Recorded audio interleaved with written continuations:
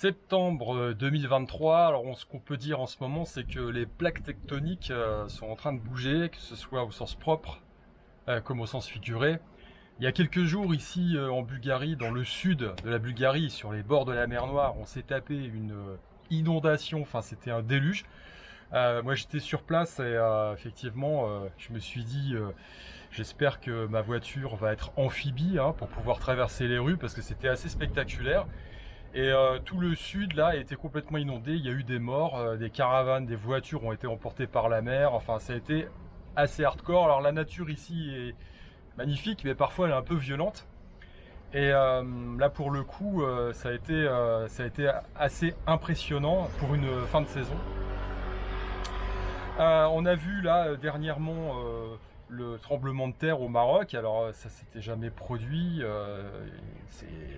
c'est pareil, c'est quelque chose de dramatique là. Alors là pour le coup il y a eu des centaines de morts, donc c'est assez impressionnant également. Et puis il y a eu aussi une sorte de petit tremblement de terre en France là pour l'ouverture de la coupe, je sais pas, je suis pas trop là pour le rugby, je crois, avec le président qui s'est fait siffler, huer. Alors c'est assez drôle parce qu'on voit sur les réseaux, il y a des fragiles qui commencent à pleurer. Ah, il est quand même président. Alors moi, mon avis là-dessus, c'est que si vous accordez trop de respect à quelqu'un qui occupe une fonction et qui ne mérite pas ce respect, en fait, vous manquez de respect à la fonction. Ah, je sais pas si vous suivez un petit peu le truc. Donc voilà, donc il faut arrêter de pleurer parce que ce type-là a quand même organisé le totalitarisme en France pendant ces 3 dernières années. Je pèse mes mots quand je dis ça. Et donc il y a un moment, il faut arrêter de se laisser marcher sur le coin du nez. Alors ceci étant dit, pour clore cette discussion là-dessus, je pense que un perverse narcissique, quand on l'aime, il est content. Quand on le déteste, il est content aussi. Voilà. Donc quelque part, la meilleure stratégie à adopter vis-à-vis de ces gens-là, c'est de les ignorer. Quand vous les remettez à la place qu'ils méritent, c'est-à-dire celle qu'ils doivent occuper, c'est-à-dire epsilon, c'est-à-dire rien du tout, puisque de toute façon, d'un point de vue de l'âme, à mon sens, il n'y a pas grand-chose. Si vous lisez un petit peu des comptes rendus médicaux sur ce genre de personnalité, certains docteurs disent que c'est des salauds absolus. Voilà, donc ils sont un peu irrécupérables. On a tous des biais un petit peu psychologiques. Certains sont un peu pervers, mais on peut récupérer les gens. Dans le cas des pervers narcissiques, c'est plus compliqué. Voilà, et le mieux, c'est effectivement de ne pas se mettre à leur portée et puis de les ignorer. Alors évidemment, ça va être compliqué parce que quand on occupe des fonctions comme ce monsieur occupe, il a quand même un pouvoir et essentiellement de nuisance sur nos vies qui est assez redoutable. Alors, le problème, ce qui est intéressant par rapport à tous ces événements, sans forcément connecter les points, c'est que la nature s'en mêle. Voilà. On a vu ce qui s'est passé à Maui. Alors ça, c'est encore autre chose, parce qu'il y a des théories qui diraient que la main de l'homme bien intentionnée aurait un petit peu aidé, on va dire. Bref. Moi, ce que je pense, c'est qu'effectivement, on est tous interconnectés, y compris avec notre environnement naturel, et que la nature est aussi le reflet de ce que la collectivité, de ce que le karma collectif véhicule. J'en veux pour preuve, en 2021, quand en France, ils ont instauré l'apartheid sanitaire, ça a été un des étés les plus pourris qui soient. Il n'y a pas de hasard. Moi j'étais en Bulgarie, ici c'était la canicule, personne se prenait la tête, et en France les mecs du jour au lendemain au camping des Flots Bleus, on leur a dit non pépère, déjà t'as payé ta semaine 3000 € pour aller dans ton camping en Bretagne où il va pleuvoir en temps normal un jour sur deux, et là tu ne pourras plus utiliser la cantine, tout ce que l'on propose parce que tu n'as pas fait compliance avec ce qu'on te demandait, tu t'es pas fait injecter le bidule. Donc voilà, tu es un sous-citoyen. Et donc la nature s'en est mêlée aussi à ce moment-là. Je sais pas si vous vous rappelez. Donc là aujourd'hui, effectivement, à mon sens, et là je contredis les gens qui pensent que nos élites ont réussi à abolir les cycles. On n'abolit pas les cycles, c'est pas possible. Voilà, je veux dire, il y a une interconnexion de tout ça. C'est donner trop de pouvoir à l'homme que de croire que l'homme peut annihiler les cycles. Voilà, donc la nature s'en mêle. La nature est aussi le reflet de la collectivité. Voilà, tout ça c'est de l'information, tout est lié. Et donc à un moment donné, tout concourt à aller dans une même direction. Et cette direction, c'est le fameux changement de macrocycle dans lequel on se trouve. Voilà, donc il y a des choses qui bougent évidemment. L'agenda de nos chers sauveurs de l'humanité se poursuit sans problème. Hein. Je pense que tout le monde se tient un petit peu au courant par rapport à tout ça. Et qu'en est-il de vous ? Qu'en est-il de vous? Parce que la vraie question, la véritable question, elle est celle-là. Qu'est-ce que vous faites à votre niveau pour pouvoir améliorer les choses, pour pouvoir passer ce cycle, pour pouvoir surmonter l'épreuve? Peut-être que vous en sortirez pas, peut-être que je ne m'en sortirai pas. De toute façon, on est tous à un moment ou à un autre destinés à passer de vie à trépas. C'est comme ça. Mais on a comment dire, une obligation de transmission, hein, et c'est inscrit dans nos gènes, c'est inscrit dans la nature profonde de l'homme et de la nature même, hein, puisque on a des forces qui nous poussent à procréer, à transmettre et à faire en sorte que la race s'améliore, hein. Pourquoi elle doit s'améliorer? Pour survivre évidemment aux difficultés qu'elle va rencontrer, que ce soit par rapport à ses congénères, que ce soit par rapport à la nature, aux maladies, etc. Donc on a cette obligation là qui est inscrite dans nos gènes. Voilà. Donc qu'est-ce que vous faites vous pour continuer, hein? Ça me rappelle un reportage que j'ai vu il y a des années sur ces châtelains, donc des nobles, hein, qui ont hérité d'un château, et aujourd'hui c'est patate chaude. Évidemment, il y a 1000 ans, quand on avait des mecs qui pouvaient bâtir le bousin, l'entretenir pour rien, parce que c'est vous qui étiez le chef au sommet de la colline, ça allait bien. Aujourd'hui, évidemment, c'est plus pareil. Quand vous devez vous refaire 1000 mètres carrés de toiture, ça fait mal.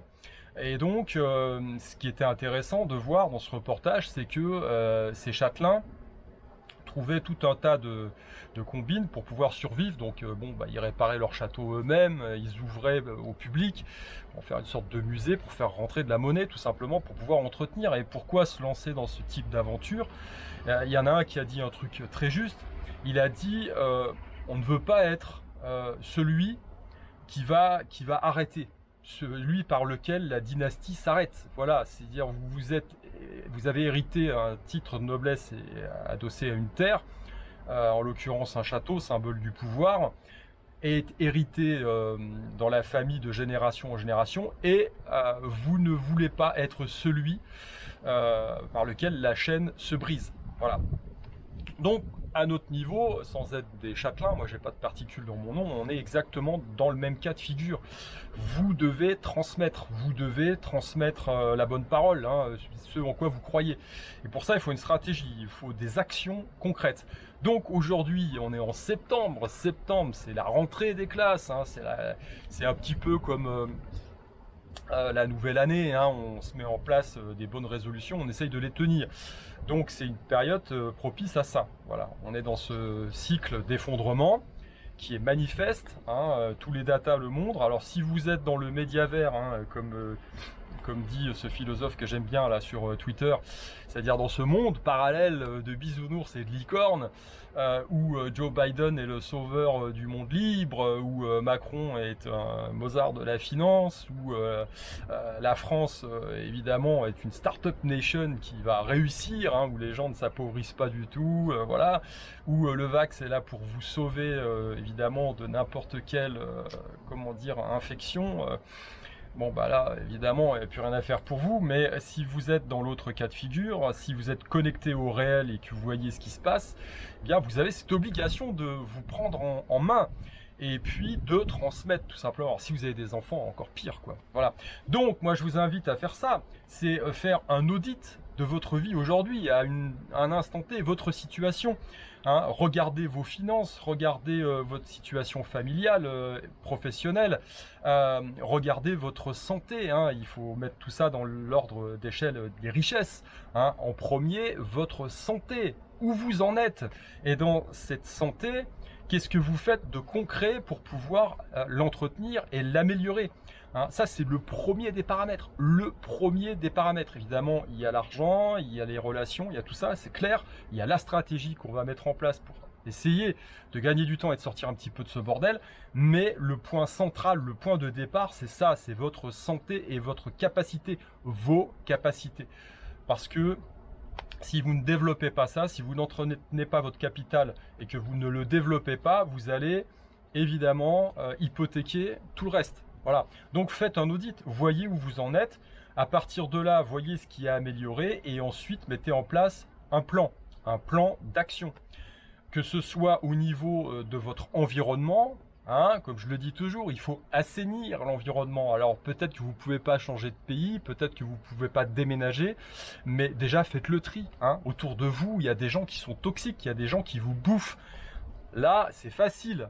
Alors, nous me dites, oui, alors bien sûr, c'est plus évidemment, s'il s'agit de vos parents, s'il s'agit de vos enfants ou de votre femme, c'est compliqué, mais c'est pas impossible. Écartez les gens qui vous bouffent, écartez les gens toxiques. Ça, c'est la première des choses. Ensuite, quand on en est à la dépollution, il faut évidemment regarder ce que l'on consomme. Et ce que l'on consomme, eh bien, c'est ce qu'il y a dans l'assiette, c'est ce que l'on regarde sur Internet ou à la télé. Hein. Donc, je suppose déjà que vous avez éteint votre télévision et que vous n'écoutez plus BFM. Donc, c'est déjà vraiment la base de la base. Maintenant, sur Internet, c'est pareil.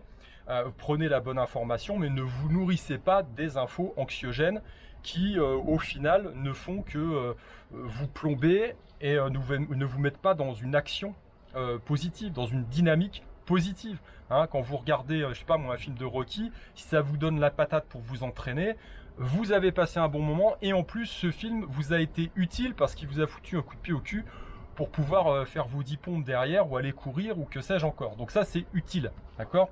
Voilà, si vous regardez un truc plombant qui vous plombe encore plus et puis qui vous, comment dire, qui ne vous invite pas à l'action, eh bien non seulement ça sert à rien, mais en plus c'est contre-productif. Donc ça fait partie des pollutions. Il faut travailler là-dessus, il faut éliminer tout ça.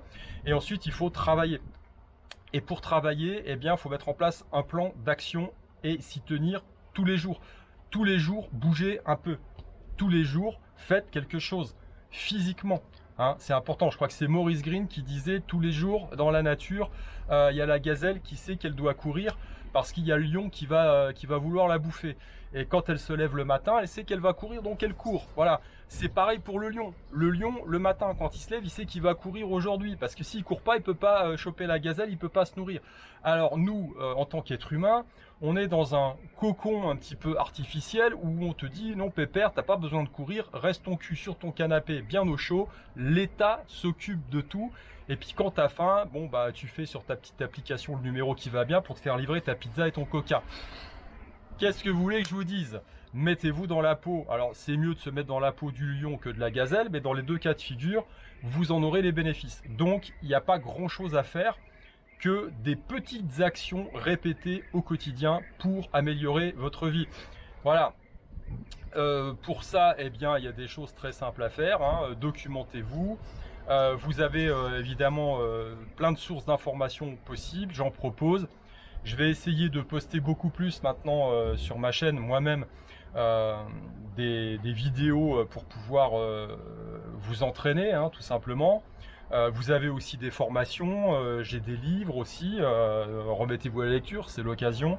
Voilà, et derrière, surtout, parce que ça c'est de l'entertainment, hein, vous m'écoutez en train de parler donc c'est cool, mais derrière, agissez, hein, d'accord? Donc de toute façon, là, je vais terminer cette vidéo et juste derrière, quand vous allez voir le logo de fin s'allumer, eh bien, en fonction de vos capacités, vous allez me faire 10 pompes, ou alors vous allez faire 10 squats, ou alors vous allez marcher, vous sortez dans la campagne, vous faites un truc, d'accord? Et puis après, eh bien, vous mettez en place ce petit protocole, l'audit, donc l'état où vous en êtes aujourd'hui, les choses à améliorer avec en priorité le travail sur votre santé et le développement de vos capacités, que ce soit intellectuel, moral même ou physique, et tout est lié, hein, plus ou moins.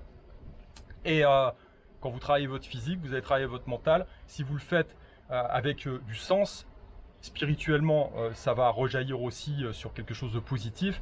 Et donc, vous allez vers le mieux. Hein, d'accord? Et puis, vous mettez en place des actions. Voilà, une action massive. Une action massive, c'est pas je révolutionne le monde en m'entraînant 2 heures aujourd'hui et après je branle plus rien pendant 3 mois. Non, c'est je m'entraîne un quart d'heure aujourd'hui, mais je reproduis demain ce même quart d'heure d'entraînement et ainsi de suite. Voilà, allez, je vous laisse avec vos pompes, à plus.